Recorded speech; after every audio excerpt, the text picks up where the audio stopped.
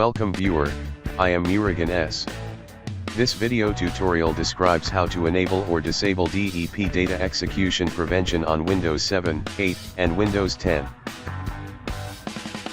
Type CMD in Windows search bar. Right-click Run as administrator.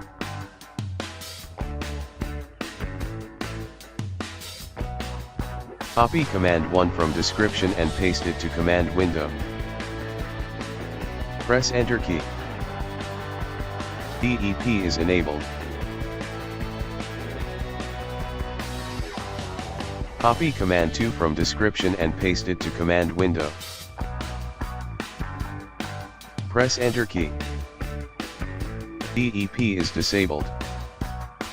I hope this video tutorial helps to you. Please like, share and don't forget to subscribe my channel.